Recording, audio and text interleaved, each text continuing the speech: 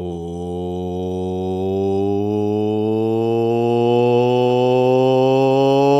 welcome into the Russ Joy Show. I'm Russ Joy. You figured that out because you're smart. It's also the name of the show. I'm just adjusting a second screen over here, and I always forget how far I can push the screen before I break the stream, how far I can push the screen before everything falls apart. That seems fine. I can tell you some things that aren't fine. I'm not feeling entirely fine about your team, your town, your Philadelphia Flyers today. We'll talk about that in a little bit. I'm not feeling fine about the fact that Paul George got suspended for 25 games. Not feeling fine about that. I'm not feeling fine about the fact that Vic Fangio's, talking about retirement, and apparently he's been talking about retirement for over a year. Not feeling fine about that either. But we are not going to let that take away from a marvelous Monday. It is the middle of the afternoon on a Monday, and damn it, I'm going to bring positivity, or at least I'll try. I'll try to bring a little bit of joy to your day. Welcome on in, and if you are new to the show, which is entirely possible, welcome. We do this every Monday, Wednesday, Friday. Times vary. We've pretty much been settling in around 2:30. That time might change. I have no idea. I don't know. My meeting schedule continues to change every day. I don't know. It's like throwing darts at a dartboard. But what I will tell you is, regardless of the time, regardless of when this show goes out every Monday, Wednesday, Friday, I will always shoot straight. I will always tell you exactly how I feel. I am not bought and paid for, nor am I given talking points. And damn it, I wish I could come on to the show today and tell you that I feel so much better about the Philadelphia Flyers and the direction and the rebuild. I swear, I wish I could come on the show today and tell you that everything is rainbows and smiles and I'm feeling great about everything, but I'd be lying. I'm not going to lie to you on this show, okay? I'm not going to do it. And there are concerning things that came out of, what day was it? It was Sunday. It was yesterday. Jeez, it was yesterday from the Flyers Charities Carnival. I will say, first of all, before we dive into everything, Flyers Charities Carnival, fantastic event. Absolutely awesome. In the sea of negativity that's been going around social media, specifically around Rick Tocchet and his answers on Snow the Goalie and on PHLY Flyers, I do want to note really quickly before we get into today's show, it was a fantastic event. It really was. It truly was. Flyers Charities raises millions of dollars. They are great people. They work their rear ends off to put together an incredible event. They do it every year. And that place, Xfinity Mobile Arena yesterday, was flooded with Flyers fans. And yes, teams lost 11 of 13 games, and it certainly feels like they are about to miss the playoffs yet again. But damn it, there were a lot of people there having a lot of fun, standing in very long lines for Matvei Michkov. Imagine that. Imagine people are excited to see Matvei Michkov, which the coach was. But tons of people excited to have an interaction, even a 2-minute interaction, a 30-second interaction with their favorite players. It was very cool. We got to see intern Andrew get dunked in the dunk tank a bunch of times. Things are great. Everything's great. When it comes to that event, people worked their butts off. They did an incredible job, and I want to give a roaring round of applause to the folks over at Flyers Charities because seriously, they did a tremendous job. And I saw a couple of comments, by the way. I don't have the answer to this. Sean C. over on YouTube asks, why did they change the name to Flyers Charities Carnival from Flyers Wives Fight for Lives? I don't know. Maybe they felt like it was exclusive. Like, oh, if a guy doesn't have a wife, he has a girlfriend. She's not a wife. Is that? I don't know. I honestly have no idea. Could it be because back in the day, a guy had a wife and a girlfriend and he wanted them both to be represented? I don't know. Maybe. Who knows? Who's to say? I'm not here to judge. I would think that's probably very bad, but I'm not going to judge former Flyers who may or may not have had multiple partners. Maybe they did, maybe they didn't. Who's to say? I'm not here to say. Okay. Now, Amy, who has been commenting on this show for quite some time, I met Amy yesterday at the Snow the Goalie setup. We were by one big escalator by sections 101 and 102, and then behind us was the alumni escalator. And Amy came up, introduced herself and her kids, and she had quite the time. So we're going to give her a shout here real quick. Says, before you all start arguing about who should be fired or traded, just wanted to pop in and say that my boys had a great time at the carnival. My 10-year-old met Zegras, who gave him a fist bump. My 5-year-old met his spirit animal Gritty and was ecstatic, just to keep things in perspective. And we thank Amy for that. Because again, that is one of the most important things to come out of that entire event is that listen, do I care that adults have a nice time at the carnival? Of course I do. Do I care that the kids have the most fun? Of course I do. I'm always going to be happy for the little kids who get to have those memories because those are like core foundational memories in a young sports fan's life. And these players, regardless of how they're playing on the ice, they gave it their all yesterday. They made a lot of memories for kids, and I think it's really cool. Okay. Now we need to level set here for a second. Okay, and I'm going to bring up the comments over here. Comments are rip-roaring ready to go today. I am surprised. Not surprised. I want to level set on a couple of things. I want to address one or two things. I don't actually know. This is one of those rare times where I'm like, I don't even know if it's worth addressing, but I'm going to do it anyway just because I think it's important to make sure that we're all on the same page. So I went into the carnival with a very finite, this may surprise you and it may not. I never write down questions that I'm going to ask ahead of time to anybody, player, executive, coach, I don't care, okay? I think that whole canned thing, you can say that for political interviews, you can say that for all that wonderful stuff. I don't care. I'm not doing that. We are going to constantly, on the fly, you have a couple of ideas in your head of where you might want to go, but you let the conversation kind of dictate where things are going to go. There are people who were definitely out for blood at the carnival in the comments section that wanted blood. They wanted blood in the streets of some combination of Rick Tocchet or Keith Jones or Danny Briere or Dan Hilford or whoever else. And it's important to note one thing. On one hand, it is a charity event. You are not going to do that at a charity event. That would be uncouth. That would actually be, I would argue, outside the lines of what is acceptable. And at the same time, I think it was also safe to say that we weren't going to go in there and do a total fluff piece because that doesn't make sense either, okay? So we tried to toe the line. We tried to do a fair and balanced approach to the questioning of Rick Tocchet and the questions asked around Keith Jones and Dan Hilferty. Some people felt like there was ass kissing on the Hilferty thing. I hate to mention this to people. Dan Hilferty does not own the Flyers, okay? That's Brian Roberts and Comcast. He doesn't own the team. Ultimately, if the Flyers want to make some kind of foundational move or unbelievable game-changing thing, I'm not even sure that he's the last call or the last person who makes that decision. He may be, he may not be. But if you listen to a Dan Hilferty interview and you're like, this guy, whatever you think, if you're super negative about it, I'll just point out, he's not, I asked him this, he's not the one who's scouting these players, nor is he telling Keith Jones and Danny Briere who to draft, nor is he telling them who to target in free agency. So, I'm not going to say he's a figurehead, but he's kind of a figurehead. And I think that all things considered, he does a good job of explaining to people that he was a Flyers fan and wears the fan hat.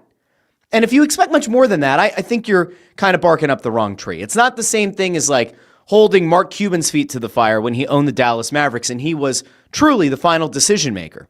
I don't think it's the same thing. I don't think it's apples to apples. Now, when it comes to Jones or to Briere or to Tocchet, I think it's a very different point and a very different question, a very different conversation. Okay, and I'll do this really quick because Evan Adkins gets banned over on Snow the Goalie. Not really my call. Says PHLY towed that line much better than you guys. I'm sorry, but it makes it very difficult to believe you guys aren't in lockstep with the Flyers PR. Yo, I've said this I don't know how many times. You could choose to believe me. You could choose not to believe me. I went over on Daily Faceoff today. I went over on Morning Cup of Coffee with Colby Cohen and Johnny Lazarus. I torched some of what I heard yesterday. I torched the fact that this rebuild feels very much like it's heading in the same direction. If you want to believe that somebody's giving me talking points, you could certainly do that. That would make you a fucking idiot, but you can certainly believe that. You can believe just about anything you want. The second that somebody starts trying to tell me what I can and can't say about the Philadelphia Flyers or any of these teams is the second that I stop being affiliated in any way, shape, or form with that team. A partnership between a podcast and an organization is not going to tell me or force me to toe some kind of company line. So, okay, we're good there. Okay, just so we're clear. Now, there were things that concerned me at the Carnival. And I do want to point out, we will be talking about Paul George and the suspension. We will be talking about Vic Fangio and his potential retirement a little bit later on. But I got to be honest with you, okay? And if you watched Morning Cup of Hockey today on Daily Faceoff and you saw my 5 head on the screen, you'll know how I feel right now coming off of the Carnival. I had hoped and thought and believed that there was a non-zero chance that some combination of guests on our show, on PHLY Flyers, over on the radio, that those guys would have been in lockstep about the messaging, about what has happened this year, what has happened the last 3 weeks, and what is the best course of action for the remainder of the season and beyond. If you have a pulse and have been on social media since yesterday, you will know that the key decision makers were not all in lockstep on the messaging yesterday. They weren't. And I found it incredibly disappointing.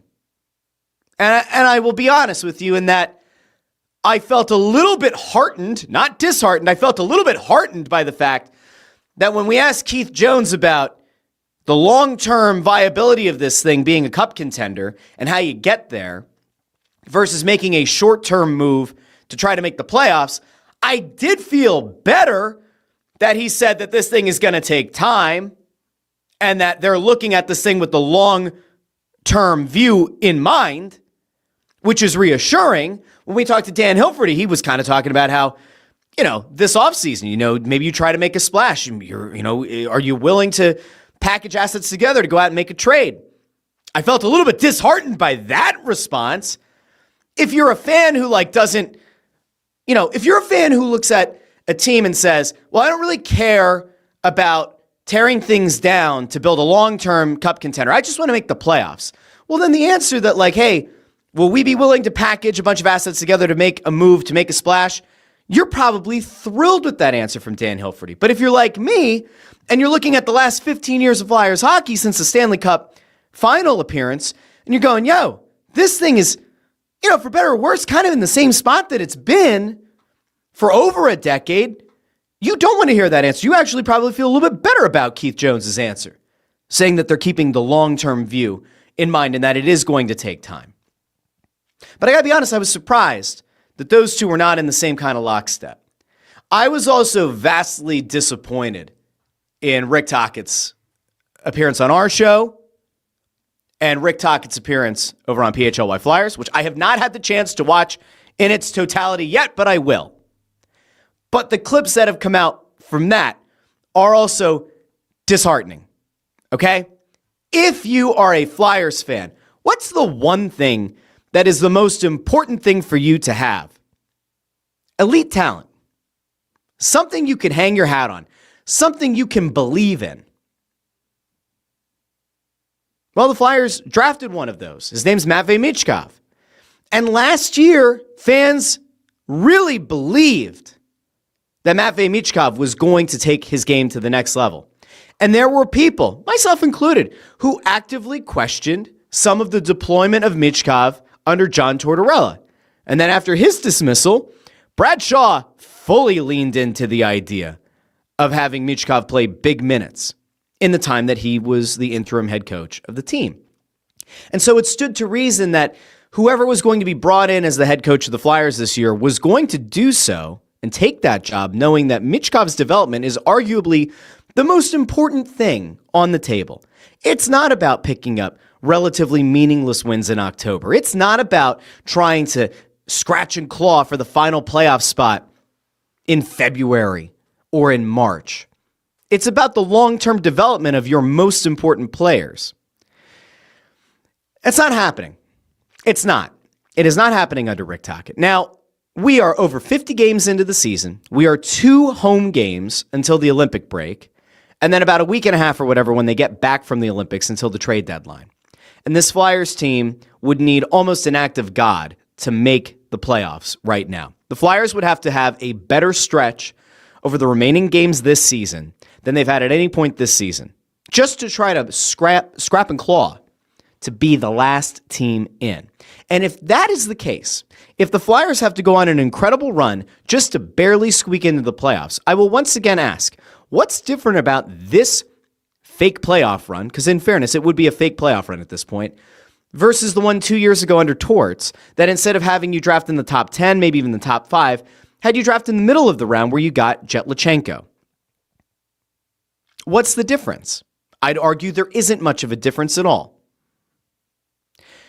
So, color me surprised that upon being confronted with some very basic questions, I would say relatively non-confrontational questions by myself, by Bill Matz, on 2 separate shows, Rick Tocchet did not seem prepared for the questions he was going to get.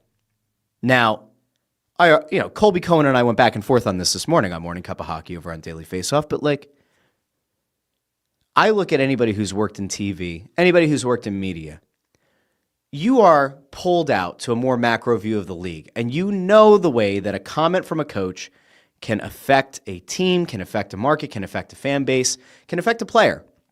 And so I am still resolute in the belief that Rick Tocchet is media savvy enough to know that the shit he said on Sunday on 2 different shows was probably not the best thing to air out publicly. Now, one happened on our show. It happened over on Snow the Goalie. One happened over on PHLY Flyers. I'm going to try to play a couple of excerpts of the things that Rick Tocchet said, because I do believe in giving people full context, okay? Now, I'm not going to play the entire question, because as some of you know, I tend to ask questions and it can take a little bit to get to the point. I do that because, for the most part, it's disarming and you usually get a better answer. But I asked Rick Tocchet about Vladar and about whether or not it was covering up some issues with the team. And he said, go talk to John Cooper about Vasilevsky. I mean, yeah, it probably does help to have a goalie that's playing at an incredibly high level, but I'm not going to apologize for good goaltending. That was fine. That was fair. But then I asked about restrictions, because if you look at the way that Matvei Michkov is playing, and when I said restrictions, I'm looking at 2 things, right? I'm looking at playing him on left wing instead of letting him kind of migrate over to right wing, where it feels like he's a much more dangerous player, where it felt like he kind of set up an office last year and was more dangerous as a goal scorer and probably more dangerous as a playmaker. And I'm also looking at it in terms of restrictions on, Tocchet talks all year about north-south play. Well, Michkov is probably best suited to be an east-west player, to be a guy who can possess the puck and not have to go north-south as much. When you look at his game against Colorado a week ago, or a week and a half ago, whatever it was, when the Flyers won 7-3 in Colorado, giving them their second regulation loss of the season at home, Michkov had a few plays where he came off the right to the left, just inside the blue line, possessing the puck, was a dangerous player, scored 2 goals, looked like his confidence was at an all-time high, and then a few games later, Michkov is playing 10 minutes. He's barely getting more minutes than Garnet Hathaway. He's effectively getting 4th-line minutes. That, to me, is a restriction. Now, Talk might not agree that that's a restriction. I would disagree. But I am going to go over. This is something that we had. This was a little back and forth from Snow the Goalie's Carnival show, which you can, of course, find over on the Snow the Goalie YouTube channel and wherever you get your podcasts. Let's go out to talk real quick. And this question was, and you'll hear it in a second, all about restrictions and whether or not the fact that the team has struggled the way that it has in recent weeks will maybe get him to loosen the restrictions a little bit. Let's go out to talk. Yeah. Has the fact that this has kind of gone the way that it has for the last few weeks, does it maybe as a coach now, you're going to still try to win every game, that's important, all that. Does it loosen the restrictions maybe a little bit that you have internally about all right, as we are trying to win every game, when you talk about the Barkeys of the world, the Michkovs of the world, obviously that's a longer term important thing for you, for everybody. Yeah. Does it loosen up some of those maybe rigid restrictions that you have on a guy specifically and the role that he was expected to? What are the rigid, this is where I have to, what are the rigid, I'm not telling a guy not to take a guy one-on-one or come out of the corner and win your battle or take it, or make a smart play, make a play, a rush play or whatever. Sure. But there's times and places for that, and you gotta, was there a restrict, you got no speed through the middle, you got 4 guys on you, you're up a goal. Is it the time to try to do a pack pass in the middle? No, winning teams don't do it. No, you do it once in a while, yeah. Do you want it? I want a guy to be creative. I want a guy to come out, separate yourself and take it to the net or deke a guy in and out. Nobody's telling you not to do that. So, we want that. Trevor Zegras, came from a situation last couple of years, and he's thriving. We have, I think Forrester is a guy that his arrow's been going up. We have a lot of guys that have arrows going up. We just got to continue on that, and it's my job to continue that arrow. But it is true. You got to free up. That's my job as a coach and the staff is to free up their mind. Yeah, and I agree with you. I've done this long enough and interviewed enough people long enough to know when a question kind of touches a nerve. That one touched a nerve. Now, it might not come across there. Maybe it does. Maybe it doesn't. right here. I'm trying to think. Vacant alleyways. There we go. I don't know why I was having a hard time reading that. Vacant alleyway says he did not like this question. He wanted to talk about the good old days in the Crest. I don't know if it came across. It felt like that struck a nerve. And then he kind of came back down and started talking about Zegras having a rebound season and things being better. It feels like there are restrictions. It feels like when you are limiting a guy's playing time, it is indicative of you believing that a player is, for whatever reason, not living up to what you expect of them. Now, a lot of that falls on the player. I'm not here to make an excuse for Matvei Michkov or say that Michkov is infallible, doesn't make mistakes. Not here to do that. But I do actively question the likelihood here that it is a totally fair and balanced merit-based system that's being run here when it comes to Michkov and him making mistakes. We'll continue. To be clear, like when I say free up too, like I look at it like this, right? Yeah. The way that you lean on some vets on the team versus, some of the younger guys. Is there if we're not at the carnival, I directly cite examples of Grebenkin being in and out of the lineup this year, and why a guy like Garnet Hathaway, who really has not played anywhere near the level that he did a year ago, felt like a fixture in this lineup. Not the place. But here we are kind of talking around it. Okay. thought there of like some of those younger guys maybe getting increased minutes just because if things kind of continue to go with the way that they're going, is that part of the long-term development? I agree with you. I think the start of the year, the game, when you're losing all the time and you're losing 6-5 or 4, and you're playing April hockey doesn't mean nothing. Sure. You got to try to get young guys confidence. And development is getting pounded every night. So you try to some semblance together to put some kind of structure where you're somewhat in games. Yeah. Yeah. Do you got to get some players in the lineup that you're going to learn the mistakes? But what are the mistakes? Is it not back check? So there seems to be at least some agreement there. There seems to be some acknowledgement that, like, if the team continues to fall out of the playoff race, that he realizes he's got to play younger guys because it doesn't make a ton of sense to just play the vets and kind of throw the younger guys' development to the side. But okay, we'll keep going. Second, is that allowing a guy to do what he wants? That doesn't happen in winter hockey. Bundy, you can step in there. But, yeah, there is a give and take. Either way, I agree with you there. And what you got to find that sweet spot. But there is situations where Denver Barkey, like he made a couple of plays last night. He tried to make a play. I get it. It was a nice try. If he makes the play, it's probably in the net. Guy, whatever, probably should have threw it there with the power play. They had a breakaway. That guy probably won't do that again. Like, or he'll do it once in a while. Those are the guys that you're trying to develop and mature, and it's like everybody, and that's our job. I get it. So, started rocky, ended okay. So,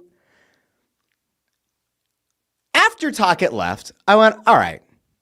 There were a couple things there that I maybe roll my eyes at a little bit or I disagree with, namely restrictions. He didn't like the term restrictions, but again, minutes-wise, a question can be asked. Does a guy get minutes because he's earned them or because you view him as a high-end player? I would argue that in year 3 of a rebuild, year 1 of this coach being part of this rebuild, it is as important, if not more so, than ever to find a way to have your most important player, the guy who, to Amadeo's point over here in the comments, the president of hockey ops and the GM went to the airport to pick up. They did a whole social media blitz about getting Michkov in a Phillies cap at the airport. They clearly signaled that, like, this guy isn't just some schlub. Now, in the weeks and months that followed, they did say, hey, don't put the savior tag on Matvei Michkov, but they very clearly believed that he was better than, just some ho-hum rando international first-round pick. And so here we are, 2-3 years later, and we're having a conversation about Michkov getting like fourth-line level minutes, 10 minutes of game time. To me, that's a cognitive dissonance of sorts in the collective hive mind of the decision makers on this team. You've got the front office clearly believes in this guy. They were unwilling to even have a conversation about him for Quinn Hughes, who would solve your number one defenseman issue like that. And then the coach then seemed to believe that he's got to play Matvei Michkov. Okay, now, that's only one part of this because I believe Tocchet was with us first, and then he went over onto PHLY Flyers, and this is where I felt like things really went off the rails in a big way. And I will give Bill Matz a ton of credit for asking the question. Now, his framing of it, I guarantee, is why he got the answer that he got, because you'll hear it in a second. I'll actually break this down. I'm not criticizing the line of questioning, but I can almost guarantee that I know exactly why Tocchet started seeing a little bit red, it looked like. I'll tell you why. You'll see it in a second. This was Rick Tocchet over with PHLY Flyers after he was on with us. So maybe we put him in a mood. I don't know. Yesterday, Matvei Michkov, Sure. 10 minutes of ice time. The fans that I have spoken to are not happy about some of the things that have gone on since you've been here Sure. with the young player that we were all so excited about a year ago. By framing it as the fans are unhappy, you could see it. That was it. What does he have to do to get to that level and earn your trust so he can play the minutes people like me think he should get? So you think he should get it because he's earned it, because he came, like, we've talked about it, and I'll be very frank, and Charlie, I'm a very frank guy, honest. I go down swinging. Yeah. Matty did not come into camp in shape. And Matvei did not come into camp in shape. Okay. Have we heard that all season? Yeah, we have. Have we heard that 1 time, 2 times, 10 times? How many times have we heard it? We've heard a lot. Matvei came into camp out of shape. I think we've probably gotten that point home. I do. I think that we've definitely gotten there. He came into camp out of shape. All right, cool. That was how many months ago now? What did it do? It's February. What are we, like 5 months, 4 months, 5 months, almost 6 months from camp? All right, so that's still the talking point. Okay, what else? it's hard to play yourself in shape. I have not. Well, fuck me. I guess if you can't play into shape, they should just shut him down for the rest of the year. There's no hope. Go home, everybody. Matvei Michkov showed up to camp out of shape. They're fucked now. He can't do anything. Can't do anything. That's it. It's over. If you don't show up to camp in shape, season is washed out. It's a wipe. There is nothing left. Exercise and futility. Or maybe not. Okay. Told him or any other players, take a guy one-on-one. Come out of the corner with a puck. On a rush, like, make a play through the rush. Here's a little bit of overlap from what he said to us in here. Okay. He's having a tough time in those situations. So, Kind of tough to find a rhythm when you play 10 minutes, but okay, I digress. yeah, you could say, well, other players try. I mean, I get it. Maybe they don't have the skill set, but we're trying to get That's kind of important. You know, you sometimes try to do things that other people can't when you have the ability to do it. Yes, that is fair. that to that level, right? How to develop him, practice, making sure that you're on time for treatments and things like. There's so much. Aha, now that's new. That is new. Coming into camp out of shape, long established. Not making to treatments on time is new. That is a new thing. We'll come back to that in a second. Into that, the way you eat, the way, like, that's it. You The way that you eat. Is he calling him Fat Vey? I don't think he's calling him Fat Vey, but then again, I don't know. Being on time for treatment, so that's new. All right, we'll continue. You don't become a star because you think, oh, this guy. I'm not talking about that. I'm talking in general. Yeah, sure. Any person. Look at Trevor Zegras. He a couple bad years he comes here. We pivoted to bought Zegras. into That's a couple 2 of interviews things, in a and, row that he's doing a hell of a pivoted to job for Zegras. us. He's a little bit of a slump, and I was trying to get him through the center position, see if I think there's a time to try it right now. Now is the time to try it. So the first 50 games of the season, fuck Trevor Zegras at center. We're not doing it. He's a winger. We're going to tie him to Christian Dvorak. We're not going to split them up and figure out what we have in either guy. We're just going to tie them together and play a hybrid role. But here, got like less than 30 games left. Yeah, now's the time to try center. Yeah, that seems smart. Okay. Whether we can do or not, we'll see, and keep putting him out there. But so that's just. I don't know if I've answered the question, but that's kind of the rules of in a weird way winning, right? The crest supersedes everything. Okay. So I want to just do a real quick recap here, if I may. May I? I will. Michkov shows up to camp out of shape. That's bad on the player. It is. There's no excuse for it. I brought up on Morning Cup of Coffee this morning that I have no information that this is the case, but I will simply look at the human level and say, I'm not sure that Matvei Michkov ever had the opportunity to properly grieve the death of his father in Russia. I don't know if he ever had the opportunity to. And so if this offseason was his opportunity to finally take a deep breath, decompress, and maybe process that, you will not hear me criticize him for it.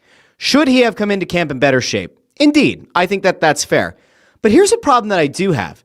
Do you guys remember that when it initially came up that he might have been out of shape, the organization, and I think it was Tocchet, floated the idea that there was an ankle injury. Do you remember that? Because I remember that. They ran this idea, this narrative that there was an ankle injury, and that was a big thing. That was a big problem, the ankle injury. He was out of shape, but he also something else. It was the ankle injury. Where's the ankle injury now? Because we're talking about this 5 months later. He came to camp out of shape. Did the ankle injury disappear? Was the ankle injury ever real? Because Michkov isn't the one who said, oh, yes, I hurt my ankle. My ankle was bad. I hurt the ankle. No, he wasn't the one who put that out. So, again, question. Was that like a short-term massaging of the truth in the hopes that it would get better? And now we're just kind of retconning that, and now it's no longer... Because the injury, you would think that if the injury thing were real and were like seriously impactful, like they tried to make it sound like it was in the fall, you wouldn't still be then going on to other shows today and yesterday and saying, he came into camp out of shape. Okay, so the treatments thing is interesting. It's the first time that we have heard, unless he's going to argue that he misspoke or he's being taken out of context because he was speaking in generalities about guys missing treatments or being late for treatments and not eating the right way. And maybe that's going to be the easy way to kind of weasel that one through. But I will note, based on the context of the discussion, it does sound like he was saying Michkov missed treatments or was late to treatments. There is no reason to go public with that. None. I have talked to enough people since yesterday. I have exchanged enough DMs with people in the hockey world since yesterday and texts yesterday and today saying, what the fuck is Rick Tocchet doing? Why did he mention the treatments? And why is he still harping on camp? But why the treatments? What was the value add? What's the value add to the conversation? The answer is there is none. See, like, you could play this out in a few ways. And this is also part of I think he's media savvy, so this is very concerning in a sense to me that he went this way. You go,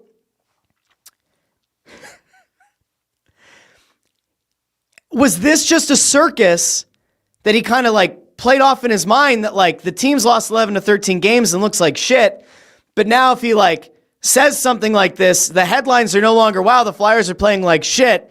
It's Tocchet is talking about Michkov again. But I'll argue that like if that's the point, that is a wild miscalculation because that doesn't help anybody. And it once again kind of fuels the narrative like Vacant Alleys has here that says there's a reason he hates Michkov. I don't think he hates him. I don't. But man, I'm not thrilled with the idea. Like, I don't think this was a smart thing at all to come out with. I really don't. And if I'm in that front office today, I'm having a conversation. I'm having a conversation about the comments on our show, the comments on PHLY's show. This cannot happen again. This should not be happening. You should not be airing grievances like this publicly. There is no point. And I will also note, there were some concerns, right? There were concerns not that long ago about the situation between Elias Pettersson and JT Miller and what happened in Vancouver and who was stoking the flames of it. This doesn't look good. This doesn't look particularly great in any way. And, I hate to remind you, but before the Flyers hit the skids and the media was asking about Michkov and his minutes, we heard the open complaint about, you guys just keep asking about Michkov. And we're like, 17 and 10? And you guys are talking about Michkov. It's 5 or 6 questions. I get you have to do a job, but like you're asking about, I'll present this without comment, right? I'm going to present this without comment. You tell me if this is concerning in any way, or if this is just a mere coincidence, okay? I'm going to show you a clip. I want you to listen to the clip, and I want you to tell me if this sounds in any way, shape, or form familiar. With JT Miller due back soon, what can you say about the way PD has elevated his game in JT's absence? Elias Pettersson. Yeah, I mean, that's what you expect him to do, right? He's doing a good job producing. I don't know what else to say. You guys are obsessed with PD, yeah? It's PD every game. Sorry. You get paid a lot. You're always going to be part I know, of the story. but every game, like you guys are good at it. Like you analyze the game. Why do I have to? When I ask questions at TNT, I never always, hey, this player, that's just. We'll let you ask us the next time. It just gets. I love you guys, but it gets old. Like every time, PD. Because you guys, I know you want to say the wrong thing. That's why. I'm not falling for that trap anymore. I got full of it. But I'm joking. That is a legitimate question. He's producing. I'm screwing around with you. Like he's been producing that JT's been out. Hopefully with JT coming back, those guys will both produce like they did last year for us. So yeah, 1-2 punch. Okay, so that's, is that interesting? Is that notable? Have we heard anything like that before? Oh, I don't know. Did we hear something like that very similar earlier this season? Here's what I think. This is just a thought. This is just me talking, right? It's just me kind of assessing the situation. I think that the coach has these moments where he has certain guys that he likes. I think every coach is like this. Has guys that he likes and he thinks, do the things that he asks and aren't a headache in any way and are maybe to him like the best representation of what he wants on the ice. I think it's totally fine. It's totally fair. But with Elias Pettersson, you had a guy who was a 100-point player who had a massive drop-off last year, like catastrophically bad drop-off in the midst of this rumored tension and drama between he and JT Miller, right? And then this year, the media is asking questions about Matvei Michkov because while he's not a 100-point player, he's viewed as the guy who is supposed to be the elite player that this team has been longing for. I mean, let me just say this happened earlier this year. Just follow me. I've asked, we're 10 and what are we, 17 and 10. We got a good record. I've answered 6 Michkov questions. I mean, enough's enough, guys. I'm not getting a little. I mean, we got Vladar having a great year. You had Drysdale playing really good 5-on-5 for us. Yorkie's doing a really good job. Like we got a lot of other players playing good in team games. So, I mean, this is the 5th question. I mean, I know you guys. I appreciate it, but you're trying to make something that's not. He's got to learn to play the game, and he's trying. And he's a lot better defensively. He's a lot better playing a team game, and that's how you win hockey. It's not about catering to one person. I hate to tell you guys. That's it. So, now, call me crazy. Does that sound similar? Does that sound similar to the Canucks clip? I would argue that it does. Yeah, it sounds similar. And the problem is that by the time Tocchet got to that point with Pettersson, they had already won, the President's Trophy. They had success. This team hasn't had success. This team had a good first half of the year. And in the last 3 weeks has fallen apart. And so, to be fair, which we try to do on the show, I'm not going to say that Rick Tocchet is a bad coach. I'm not going to say that Rick Tocchet is mismanaging the player. I'm simply going to point out that when you are the head coach of a team in any sport, you are going to get questions about your best players. Can you imagine if Nick Sirianni threw a hissy fit on the podium about getting asked questions about Jalen Hurts? Is Jalen Hurts willing to throw the ball deep? Will Jalen Hurts throw the ball across the middle? Can you imagine if Nick Sirianni was like, guys, we got 53 players on this team, okay? Enough about Jalen Hurts. Can you imagine? Can you imagine if at the end of a press conference, Nick Nurse said, guys, enough about Joel Embiid, enough about Tyrese Maxey. Let's talk about Dominic Barlow. Let's talk about the return of Kelly Oubre. All right, these guys are playing well for us. Can you imagine Rob Thompson sitting in the dugout going, guys, I get it. I get you have to ask the question, but enough questions about Bryce Harper. Enough questions about whether or not Trey Turner is going to get out of a slump. Enough questions about whether or not Zach Wheeler is going to be able to come back from thoracic outlet syndrome. Enough questions. It's part of the job. And the thing that's frustrating, again, is the media savviness. He's worked in TV. He knows how this works. What are we complaining about? Now, there are people who felt like his answers at the Carnival were kind of pre-rehearsed. There were some thoughts that maybe Jonesy's responses and Hilferty's responses kind of felt canned. I can't speak to that. What I can tell you is I don't feel like we got a full, honest look at what's going on behind the scenes with the team this year. And if this team is going to, at some point, pull the nose up on this and become a legitimate cup contender, they're going to have to figure out Matvei Michkov. The coach is going to have to figure it out.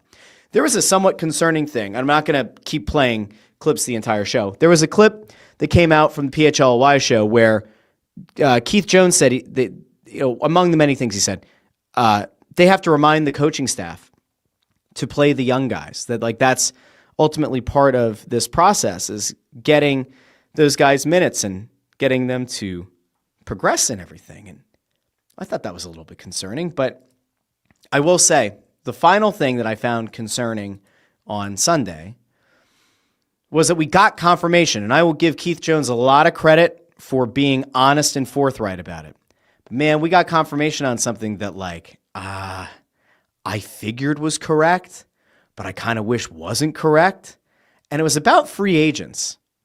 And specifically, I asked about, are teams making number one centers and number one defensemen more readily available than we think they are, or than we see reported by national media types, by the Elliot Friedmans of the world? And I'll have my conversations. I'm just a guy. I happen to occasionally talk to some people who are maybe of prominence within this organization, but I'm also not in the room with them when they're having a conversation about Quinn Hughes or when they're having a conversation about insert random player's name here.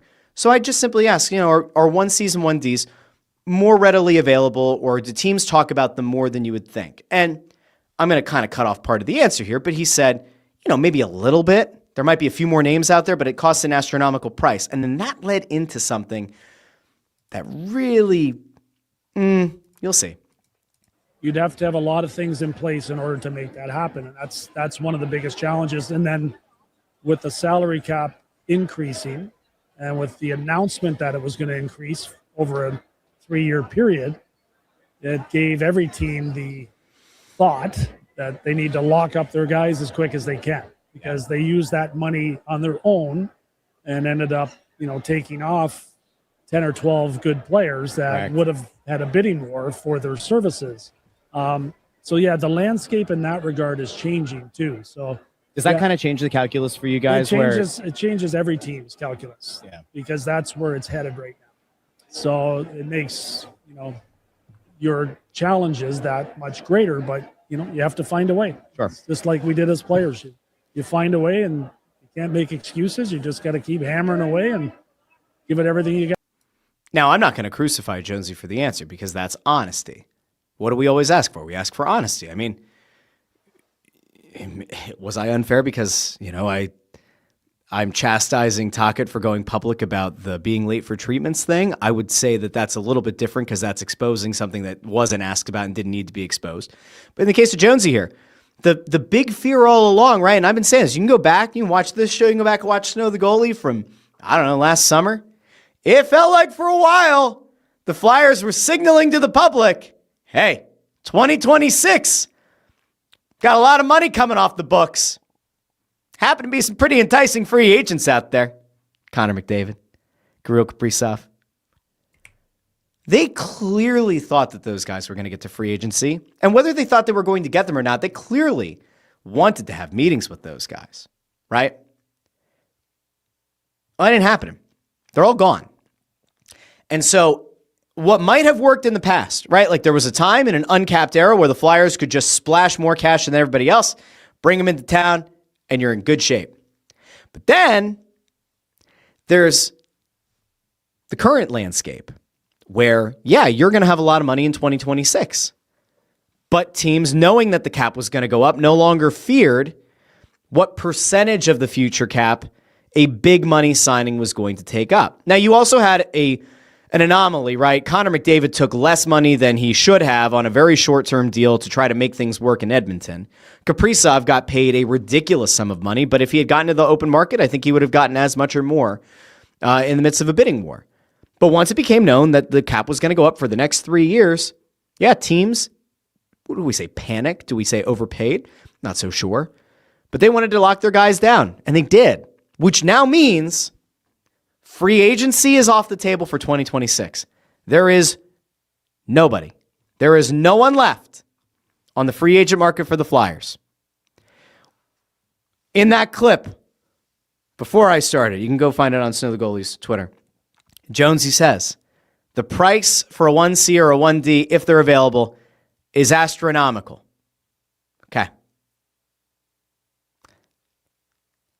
So does that mean trades are off the table? Because if it does, if free agency is off the table and trades are off the table, where do you go look for talent? Where do you try to find yourself an elite prospect who can maybe be part of the organization going forward? The draft. The draft. Which leads me to the final point on the Flyers for today. And that is this. The Flyers are in a weird spot because if they were to get hot, if Dan Vladar is healthy and he comes back from the Olympics and he looks renewed and rejuvenated and all that lovely stuff, and he goes on an absolute heater for the team, is it possible that the Flyers could maybe make the playoffs? I mean, anything's possible. Would I say that this is likely? Certainly not. As of right now, as of recording, the Flyers have the third fewest points, actually second fewest points in the entire Eastern Conference. The Rangers have 50 points in 56 games. The Flyers and Devils both have 58 points. Flyers have done it in 54 games. The Devils have done it in 55, so they've got a lower points percentage. But at 58 points, they seem to be very much out of it. They are currently 7 points behind the Islanders for the third and final guaranteed playoff spot in the Met. And they are also 9 points behind Buffalo, of all teams, for the second wildcard spot. It would take a lot for the Flyers to go on enough of a run to make the postseason. It feels inconceivable. And because I count overtime losses as losses, it is probably worth noting that in that kind of math, the Flyers are 24-30. They should not be a playoff team. So the question now is, will the Flyers sell? Do they have anything to sell? Do they have the ability to sell? Will they remain status quo? Will they go into the trade deadline looking to neither trade, to acquire, nor to deal? It's possible. If this team were to just run it out, right? Run out the clock with what they have right now through the end of the season, they will probably finish in the bottom 4, bottom 5 teams in the Eastern Conference. But it is a tenuous place because if you do go on a little bit of a heater, there's no guarantee you make it into the playoffs. I will note that the gap between Columbus, who are currently the closest team to being out, right? Like they're the closest team to getting in the playoffs. They're behind the Islanders by 4 points. They're technically the third team in the wild card race right now. The gap between them and the Flyers is 3 points. Columbus, Washington, Florida, Ottawa, Toronto, the Flyers, and the Devils. 7 teams are separated by 3 points.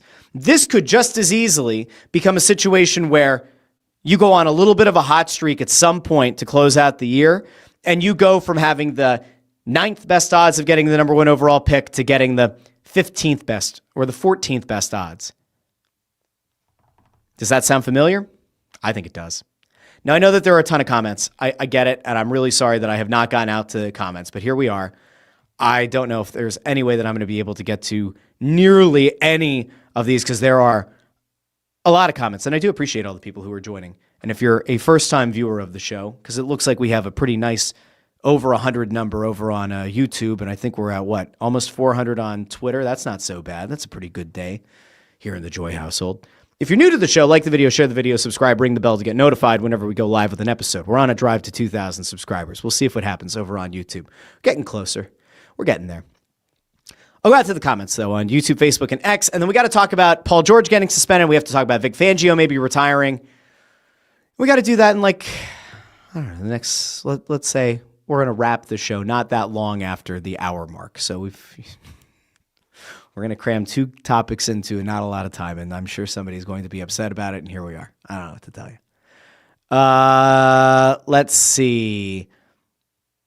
Here you go. Sean C asks, how about the quote from Tocchet in December on NHL Network? Michkov is rounding into shape and getting more minutes. Now on January 31st, he came in out of shape 5 months ago. He only gets 10. There was a thing, I think there was even something a few weeks ago where he made it sound like things were trending in the right direction. And now, yesterday we were just like, oh, came into camp out of shape. Again, where's the ankle injury? How has that just disappeared? Did we forget about it? Like, what's going on? Let's see. I don't know what that means. Okay, we're going to keep going this way. Vacant Alleyway says, I'm so sick of hearing this and hearing Talk drag this out every single opportunity he can get. Air Raider says, he says in every interview about the showing up to camp out of shape. DS7913 asks, how fucking long are we going to hear about coming in to shape? One thing we haven't heard is he's still not in shape. And it depends on who you talk to. NHL guys, NHL players will say, if you are behind over the course of time, other players get even better conditioned and you're still behind. The hope has been all along that by the time the Olympic break rolls around, maybe some guys are going to get a little bit laissez-faire in their conditioning. Michkov will work his ass off for 2 weeks, and that he'll kind of narrow that gap. Maybe he won't be on the same level by the time the Olympic break is over, but he'll get closer. We'll see if it happens.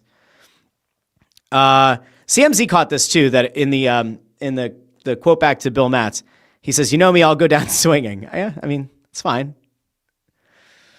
Sean C says, Rick seems very eager to throw Matvei under the bus. Declaration he's not showing up for treatments on time, not eating right. I don't know if the not eating right was tied to him, but if it was, Jesus, like, it's even worse. Like, then you've got multiple things. Casey asks, will Snow the Goalie and PHLY ever do a show together? I find it highly doubtful. Highly doubtful. I hold no animus. We used to have, I think like way back in the day, we used to have what I would consider to be a fun rivalry. I don't know if they thought it was as fun as I did. But I wish everybody success, and I want everybody to get paid boku bucks to do what they enjoy doing. And I wish everybody, a ton of success. I don't think there's ever going to be a crossover show. What the hell do I know? I'm an idiot. Anything could happen. Would I openly invite the PHLY people to come hop on over to the Russ Joy Show and we could commiserate about the Philadelphia Flyers? I will have an open invitation. You guys who like to watch Snow the Goalie PHLY Flyers, you can extend the invitation on my behalf. I will have anybody on the show. We can agree, we can disagree. It would be fun. It will be respectful. I don't bury people on this show. It's just not fun. It's not good for a show. All right. Let's see. Jay Grabby says he's the closest thing, about Michkov, the closest thing we have to a franchise player, and he's being thrown under the bus and backed up over and over again. Mr. Bone, with the opposite thought, says I side with Tocchet. Matvei is a liability right now. Okay. K-Dub says, so this organization blew it with Cutter, and now they're doing their damnedest to blow it up with Matvei. Next up, Martone. I got to tell you what, that is a point that, like, I don't think we've gotten to yet. But, like, if you're Porter Martone, you are probably monitoring how things are going with the team that you're drafted by and that you're ultimately going to play for. If you're Porter Martone, does this, like, light a fire under you to make sure that you don't show up to camp out of shape? Or does this make you go, what the hell is this? Why is he airing that out? I'll tell you what, in whatever event that Michkov requests a trade or Martone doesn't want to play here, the whole thing has to go. Like, you got to throw everything out at that point. I hope it doesn't happen. I clearly hope it doesn't happen. But, man, I think it's a bad look. I honestly think that the comments on Sunday by Tocchet were such a bad look for the organization. I said it before. If I were in the front office, we'd be having a conversation today. You got to figure it out. This cannot happen again. Air Raiders says, I think that's the biggest problem. Fans are building a narrative because we can never hear from Michkov himself. Pretty sure we only got that one interview. I think the last time, somebody's been tweeting at me about it, I think the last time he was made available was like December 2nd. I think that's it. It's a long time ago. It's a long time to not hear from the player that fans are the most interested in hearing from.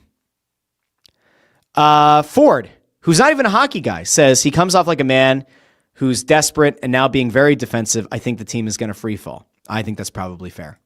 I don't think it's going to get any better. I don't. Let's see. Vacant Alleyway says Cutter's looking more and more right. See, I don't know if that's fair. The thing that we don't know ultimately about Gauthier is, was there legitimately a guarantee made to him that he would get to come in and play the final game or two of a season, and once Chuck Fletcher got fired, that was pulled back? If that's what ultimately led to the falling out there, that's one thing. If it was something else, like I don't know. I don't really know whose feet you can hold to the fire about it.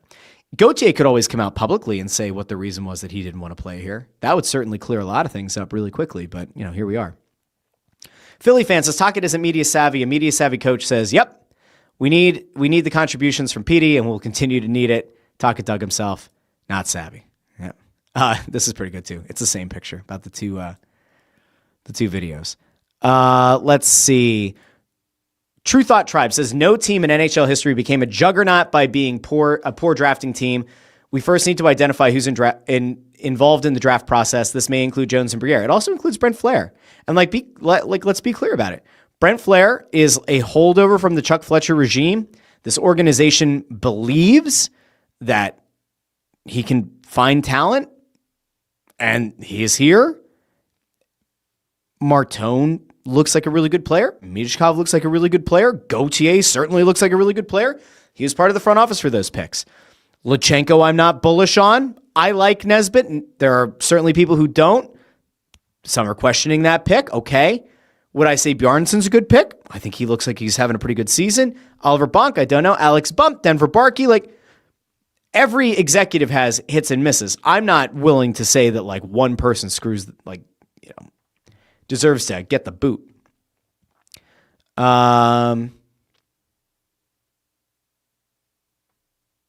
Let's see. Pat X says, not one person asked Talk today about whoever was late for treatment. I'll tell you why that happened. I can give you a pretty good reason. Media people can be very territorial. And something that is said on a podcast that a media person is not part of will not get a lot of play, even if it is the talk of the town. I'll leave it at that. DS says, I don't hate Jonesy's answer. If you truly thought we could land one of these free agents, you're an idiot. I didn't really have much of an issue with that question or with that answer. Okay. I got to try to jump around here. Oh God, there's so many. Let's see. Trying to decide.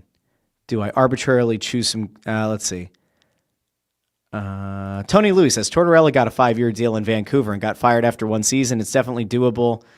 So there's still hope. I don't see any scenario where the Flyers move on from Tocchet after 1 year. B-Ball Josh asks, which is worse, Dombrowski's comments on Harper or Talk comments on Michkov? Talk comments on Michkov, without a doubt. The Dombrowski comments, if you were around for that show, I actually didn't have an issue with, because Harper was not elite last year.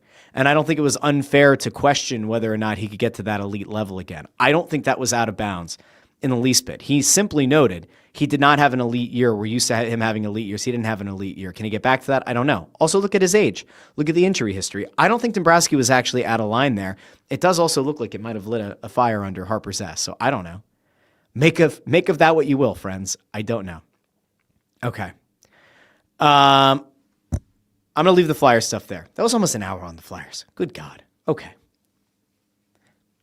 We'll see how many people go away from the show as we change topics. But if you were here for the Flyers talk, don't forget, ring the bell, get notified, subscribe to the show. Thank you so much. Many blessings. Okay, now, we got to get to even better news that came out of Philadelphia in the last few days, and that is most notably good old Paul George. We had a moment on this show last week where I was like, 32-point game. Best game probably ever as a Philadelphia 76er. Boy, is it great to see the Sixers finally putting it together. Boy, is it great to watch the Philadelphia 76ers go out and have great minutes put together by the trio of Maxey, Embiid, and Paul George. And then you mix in VJ Edgecombe. And boy, they're playing really well off of one another. And top 3 team in the Eastern Conference doesn't seem that implausible at this point. And then we find out on Saturday that Paul George has been suspended for 25 games for a violation of the anti-substance abuse policy of the National Basketball Association. Now, we are going to do our very best here to be at least somewhat fair to Paul George. We'll read off his statement. This is a statement that he gave to ESPN. Quote, over the past few years, I've discussed the importance of mental health, and in the course of recently seeking treatment for an issue of my own, I made the mistake of taking an improper medication. I take full responsibility for my actions and apologize to the Sixers organization, my teammates, and the Philly fans for my poor decision-making during this process. I am focused on using this time to make sure that my mind and body are in the best condition to help the team when I return. I think it's a good statement. I do. This led to plenty of back and forth among national media pundits and what kind of substance did he take and mental health this and mental health that. And the guys over on Inside the NBA, they kind of had a back and forth about it and about different kinds of things that you could take for your mental health and how they're all kind of like whitelisted. But then you have a few things that are blacklisted. And it seems like the number one thing that people have kind of like glommed onto is ketamine. That ketamine can be used for some mental health stuff or some ADHD stuff. And that maybe because ketamine would theoretically be a banned substance because it can also be a performance enhancer, right? I'm confusing ketamine and creatine. Different. But anyway, the ketamine might be part of a treatment plan and it's blacklisted. I'm going to do both of these, right? On one hand, if Paul George is dealing with mental health stuff, we wish him well. And I tend to believe that he's dealing with mental health stuff. So we wish him well. At the same time, we can question, how does a player in the NBA, NHL, NBA, MLS, MLB, any league in the world, where you have nutritionists and trainers and organizations that have people who can help you get your medications approved and supplements approved, how do you not go through that process fully and clearly? How do you not do it? That is a failure on the part of not just the player, but of the human being. If you are seeking treatment for mental health, for a physical ailment, you have people who are capable of taking the entire process out of your hands, going to the league and saying, hey, this has been prescribed by a doctor for this condition. Will you approve it? Can you give a case-by-case approval to this player? This isn't like, oh, there's some dude on the corner who will maybe like try to advocate on your behalf. There are representatives for this within organizations. Paul George should have and probably did know better and failed to get this approved. And it is not good. Now, we can say all that and still say, I hope Paul George gets the help that he's looking for, gets the help that he needs. That is ultimately the most important thing because I care about the health and well-being of human beings. I certainly appreciate their efforts to make me smile and cheer when the team wins. But Paul George being out for 25 games is brutal on a few fronts. If you are one of the somewhat crazy people who wanted to see the Sixers trade for Giannis, well, apparently George can still be traded, but does Milwaukee want to trade for a guy who's suspended for 25 games? If they're trying to tank, maybe. But it probably makes the entire process more difficult. If there had been another team out there that was willing to part with a high-end player and to make the money work, they would have been willing to take on Paul George. That probably has effectively killed any of those conversations as well. And the big frustration here is they were just starting to mesh. They were just starting to gel. Embiid and Maxey and Edgecombe were playing so well off of Paul George and vice versa. And so for him to go out now when it felt like they were just starting to hit their stride is so disappointing on so many levels. And it simply cannot happen. Now, Landro says, you're assuming Paul George isn't dumb as a post. I don't think he is. I don't think he's an idiot. I think that he made a mistake. I certainly hope that the mistake truly was he was taking something for his mental health, and that's what got flagged. If this just so happened to be like, he took something that like everyone knows you shouldn't take, well, that was pretty stupid and pretty selfish. And then we would absolutely lambaste him. Like if we found out that Paul George was experimenting with drugs or something, just for the hell of it, and had to get a test. And now he failed because he was out partying. Oh, I would absolutely rip him on this show.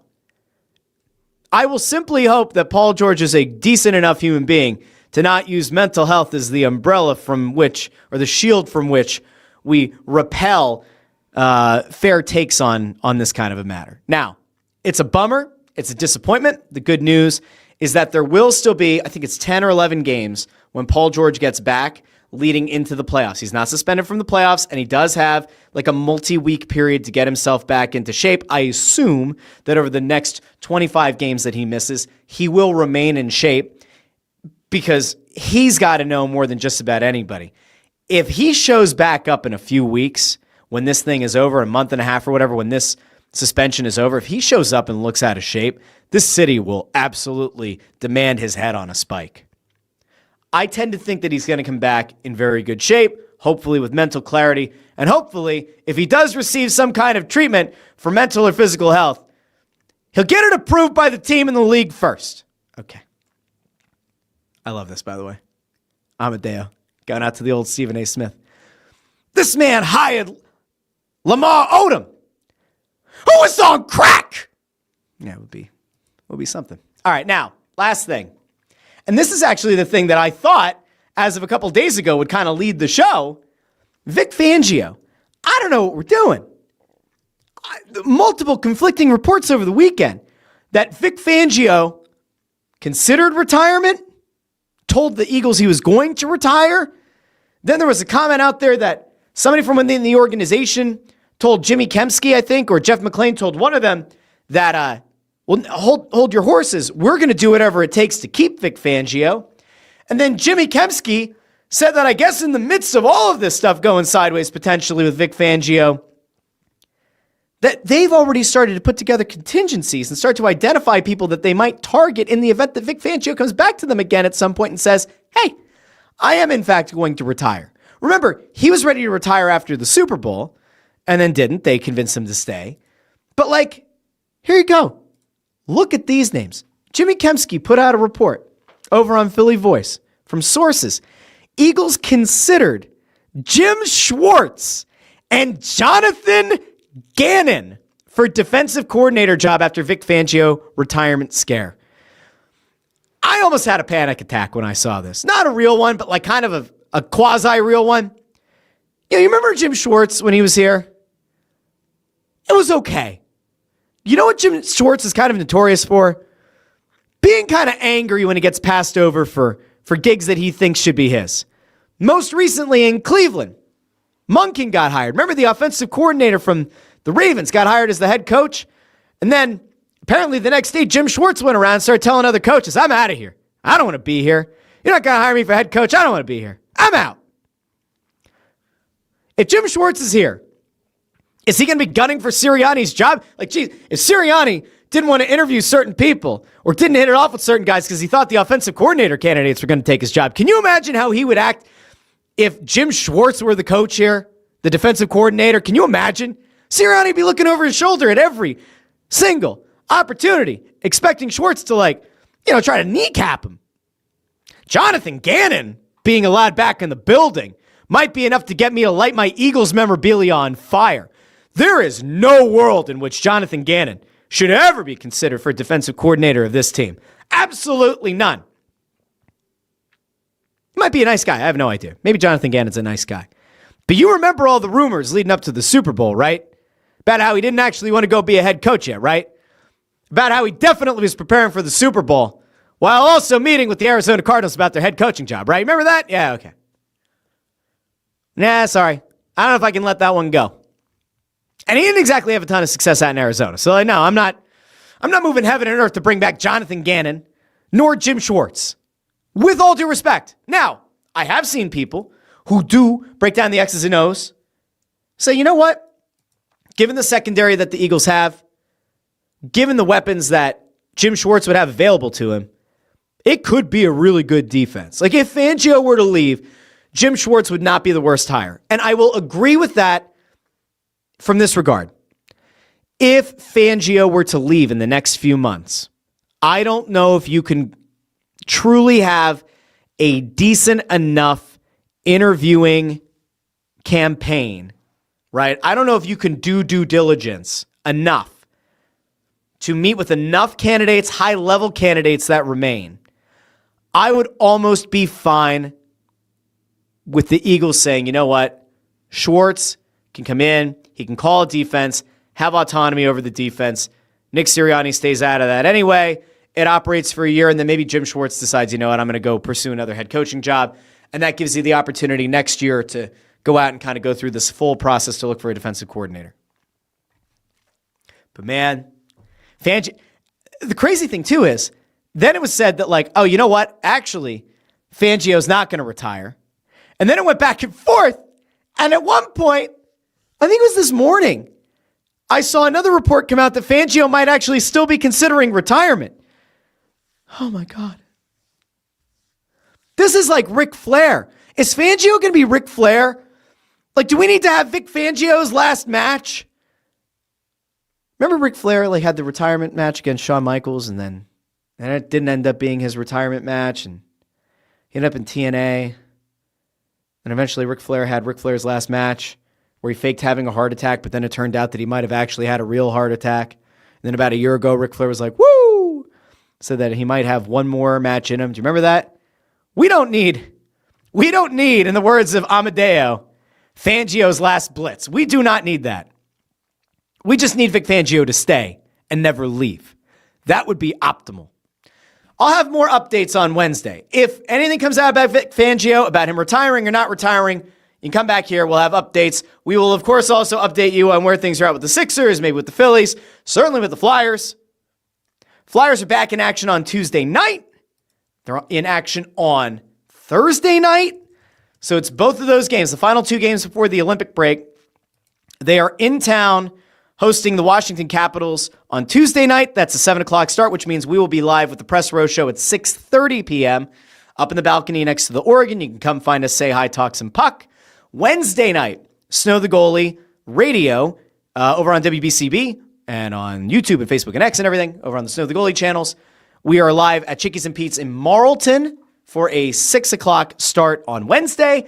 And then on Thursday, we're back down at the Xfinity Mobile Arena as the Flyers host the Ottawa Senators. That's a 7 o'clock start, so a 6:30 start for the Press Row Show. So if you're looking for more hockey talk, I got good news for you. Got the Press Row Show on Tuesday, Snow the Goalie Radio Wednesday, which you can also call into, and then Press Row Show on Thursday. And I'll be talking about it here on the Russ Joy Show. We can finally exhale. So until Wednesday, this has been the Russ Joy Show, and I've been Russ Joy, but you knew that already because you're smart, and it's also the name of the show. Have a marvelous Monday, everybody. I'll talk to all of you tomorrow night on the Press Row Show, on a terrific Tuesday, and then back here on a wonderful Wednesday here on the Russ Joy Show. Chins up, everybody. It'll eventually get better. Bye now.